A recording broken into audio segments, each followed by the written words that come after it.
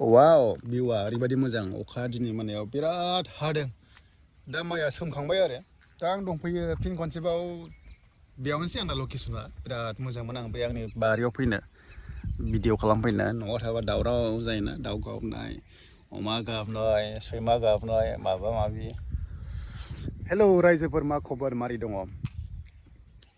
बागानाव फैनाय लोगो लोगो सफारि जादों आङो सफारि बेफोरसो माने बहुत भिटामिन दङ आपेलनिफ्राय सफारिया बेस्ट सफारि थाइसेयाबा आपेला थाइनै जानांगौ होनना बुङो मानसिफ्रा दा नंगौ नङा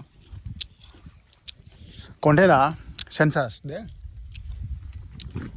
सेन्सासखौ मानो नांगौ सेन्सासआ माब्ला जायो आरो सेन्सासजों मा मुलाम्फा दङ आरो गैया सेल्फ एनुमेरेशन दायो जागासिनो दङ खोनादों बयबो बिनि बागै आं मेन चेनेलाव भिडिअ होबाय बर'आव आंनो फार्स्ट होदों होनजायो इउटुबाव आरो खायसे खायसे फेसबुक होदों नो डाउट खिन्थु इउटुबावहाय आं होदों आरो आंना चेनेलाथ' मिथिखायो नोंथांमोना मा दुखुनि बाथ्रा मोनसे चेनेला दायो अलरेडि सासपेन्ड जाबाय मनिटाइजआ दाखालि दुरान्ड काप आं लाइभ मेट्च नायदोंमोन मबाइलावहाय आरो आंनि गंसे मबाइलाव ओमफ्राय गंसे मबाइलाव आङो लाइभ दङमोन आरो बै मबाइलावहाय दुरान्ड काप नायबाय थानायनि आवाजआ भिडिअ'a नङा दे आवाजआसो आं लाइभ थानाय चेनेलावहाय फैफाना होदों माने खोनाफैदों आरो एसे न'आव नायनाय आरो खेलाया बेखौनो रिइउज कन्टेन्ट होनानै कमिउनिटि गाइडलाइन्स फल' खालामाखै होननानै सासपेन्ड खालामबाय मनिटाइज खालामासै फल'वार्सआ दंमोन 45,000 एसे बारा दंमोनगोन सेकेन्ड चेनेलाव ओमफ्राय दा मेन चेनेला 2,40,000 दङ फल'वार्सआ दा मेन चेनेलाबो थांफागोन नामा मानोना जिमेल मोनसेजोंनो मोननै चेनेल दंनाय ओंखायनो आं गिनाय जागासिनो दङ दा मा जागोन सोर सानगोन माने भइसआ फैफाबानोखि बेबादि प्रब्लेम जागोन होननानै दा 7 इयार्सनि स्ट्रागोला बरबाद जाबाय मोनसे चेनेला दा बे चेनेलाव साबस्क्राइब खालाम बाइसेन्सआव मेन चेनेला जुदि उरायलाङोबा नैबे चेनेलाव आं नोंथांमोना आपडेटखौ होगोन दा सेन्सासआ फैबाय सेन्सासखौ बयबो खालामनांगौ रावबो थालांनाङा आरो सेन्सासआव धोरोमा नों माखौ लिरो आइ डन्ट केयार बाट बेखौ आं बुंला धोरोमा बयनाबो गाव गावबागाव अपसन गाव गावबागाव गोसो खिन्थु सेन्सासखौ नों खालामथारनांगोन नों सेन्सास खालामाबा नोंनि रेकर्डआ बे दुनियावनो इन्डियायावहाय थानाय नङा माने बे इन्डियानि सेन्सास नालाय आरो सेन्सासआ 10 बोसोरजों खनसे जायो दे रायजोफोर जोङो दा सेन्सासनि रिपर्टखौ जों लानाय मथे दानि सुबुं सानखोखौ जों लायो 2011खौ जों लायो नालाय जेरैहाय इडुकेसनाव बेसेबां फरायनाय दङ बेसेबां पार्सेन्ट दङ हौवाफोरा बेसेबां पार्सेन्ट दङ हिनजावफोरा बेसेबां पार्सेन्ट दङ बिजनेसखौ बेसेबां मावो साख्रिखौ बेसेबां मावो बे गासैबो सेन्सासआव हाबजोबो आरो सेन्सास खालामनानैसो मोनथियो माने सेन्सास माने सार्भे होनांसिगोन सिम्पोल खोथायाव रेकर्ड बानायो आरो दा बेखौहाय लास्ट सेन्सासआ जोंना जादोंमोन 2011आव बिनिफ्राय 10 बोसोरखौ लायोबा 2020आव सेन्सास ओंखारनांगौमोन बा साननांगौमोन आरो नाथायबा लकडाउन जानायखाय 2020आव सेन्सासखौ खालामनो हायासै बै 2020आव जानो गोनां सेन्सासआनो दिनैनि दिनाव जागासिनो दङ माने लेट जाबाय लकडाउननि थाखाय आरो कर'ना जादोंमोन ना दा बे सेन्सासआ दायो सेल्फ एनुमेरेशन बा सेल्फ सेन्सास दायो जागासिनो दङ मबाइलाव बयबो खालामना लानो हायो बेखौ खालामथारनांगौ नामा होननानै गोबां सोंनांगौ बेखौ नों खालामनांगोन नों खालामाबाबो नोंनाव न'आव फैनानै खालामखागोन 17 आगस्टनिफ्राय 17 थारिखनिफ्राय न' फैनानै एनुमेरेटर्स होनना बुङो आरो बिसोरखौहाय जायनाखि फैयो मावग्रा सरकारि साख्रि गोनांफोरखौहाय दायथ' होदों बिसोरखौ ट्रेनिं होगासिनो दङ जागासिनो दं ट्रेनिङा बिसोरो न' फैनानै गामि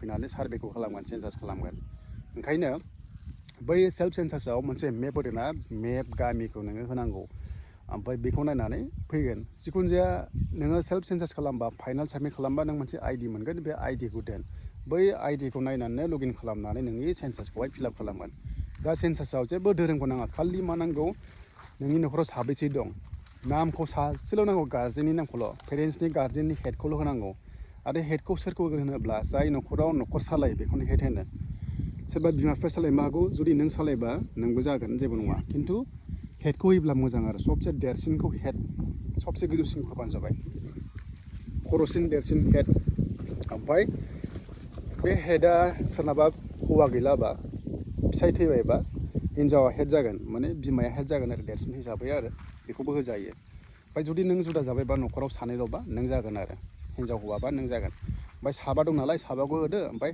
बे साबायाव हेडनि नामावल' थाग्रोगोन बै साबाखौ जेब्ला सेन्सास खालामग्रा फैगोन ना अब्लासो बै समाव पर्टेलाव सासे डिटेल्सखौ सोगोन, बियो मा फरायो, मा खालामो, बेसेबां बैसो, बेफोरखौ सोजोबगोन आरो जेब्लानाखि एनुमेरेटर्सफ्रा फैयो माबायावहाय 17 तारिखनि उनाव फैगोन।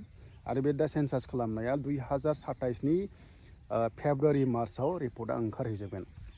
दा बेखायनो सेन्सासखौ नोंथांमोना बयबो खालामनांगोन। नोङो दा अनलाइन खालामनो हायाबाबो प्रब्लेम गैया, नोंखौ खालामफैखागोन, टेनसन गैया। खिन्थु न'आव थाथारनांगोन नोंथांमोना।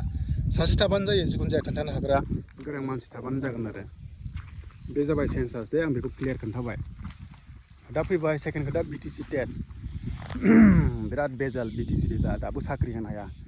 सरकारनि गोरोन्थि ना निउस केन्डिडेट्सफोरनि गोरोन्थि बेखौ आं बुंला बेवहाय। खिन्थु गोरोन्थिया मोननैयावबो दङ, आं बेखौ बांद्राय बुंला। खिन्थु खोथाया जाबाय बेबायदि केस जाबाय थायोबा, लेट जाबाय थायोबा बर' मिडियाम LP स्कुलनि थाखाय बिराद प्रब्लेम दङ। मानो होनोबा दा स्कुला खुलिजोब्बाय, बहाबा स्कुलावहाय सासेल' फोरोंगिरि दङ। बे हारसिङानो बेसेबां क्लास लानो, मेथ्स, इंलिस, साइन्स बेलेग बेलेग दङ साबजेक्टआ दाना, बेखौ लानांगौबा। आरो बेनो जुदि IAS अफिसाव BE अफिसाव थांनानै खामानि मावनांगौब्ला स्कुला बोरै जागोन। दा बेखौ सरकारा बुजिनानै टेटनि रिजाल्टखौहाय बेले बेजे गैयालासिनो सिगांनो होनांगौमोन। जानुवारियाव होगोन होनदोंमोन, फेब्रुवारि होगोन होनदोंमोन, मार्च, एप्रिल, मे, जुन, जुलाइ, आगष्ट सफैबाय दिनैसिम रिजाल्टखौ BTc सरकारा होनो हायाखै। जाहोना मा? केस जादों होनना बुंदों। मैया 7 तारिखआव हियारिं दं होनना खोनादोंमोन। आरो बे हियारिंआ नांगौसेबां रोखोमनि जायासैगोन आं मिन्थिनाय बादिब्ला। नेक्स्ट सेकेन्ड उइक 26 आगष्टआवसो हियारिं जाफिनगोन बादि मोनदों, बिदि खोनादों। बिदि जाबाय थायोबा टेटनि रिजाल्टआ केस जाबाय थायोबा बोसोर 3-4 बोसोरबो सोलिनो हागौ। अब्ला सानदोंखि मा जागोन जोंनि कन्डिसना, स्टुडेन्टसफोरनि बा स्कुलनि कन्डिसना। आरो निउसफ्रा केस होदों होनना बुंदों। निउसफ्रा बे 984 भेकेन्सियाव सो केस होदों ना सिगांनिसो केस, आं बेखौ बारा फात्ता मोनासै, न' आइडिया। खोन्थाहरबानो जाबाय। खिन्थु केस जादों होनना खोनादों आरो। दा निउसफ्रा मानि थाखाय केस होदों बेखौबो खोन्थाहरदो। बाट बेबायदि केस जाबाय थायोबा, रबिराम नार्जारि बिथाङा खनसे बुंदोंमोन, जुदि केस जाबाय थायोब्ला बोसोरथाम बोसोरब्रैबो रिजाल्टआ पेन्डिं जानो हागौ होनना बुंदोंमोन। आरो बेनो जानानै थांगासिनो दङ। स' बेखायनो एसे सानै हयै नोंथांमोना बुजिनांगोन, जायफ्रानाखि केस होदों बा केस होआखै बा सरकारा, जिखुनु जाया।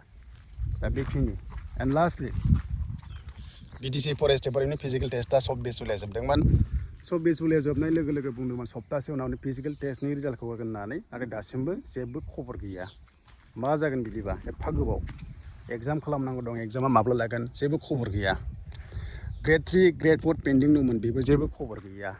बिदिबा इयुथ्सनि लाइफआ मा जागोन? नोंथांमोना कमेन्ट सेक्सनाव लिरबानो जाबाय। दा बेनो आरो जोंना दुब्लि बारिया। दा बिदिनो जायो, सरकार सोलायबाथाय माखासे सिस्टेमा लेट जायो। आसामावबो जायो, सेन्ट्रेलावबो जायो, BTcआवबो जायो, जिखुनु जायो आरो। दा बेनो रायजोफोर दिनैनि थाखाय ससे इम्परटेन्ट भिडिअ'। दा नेक्स्टआव आं आरो माखासे खोथाखौ होनबावगोन।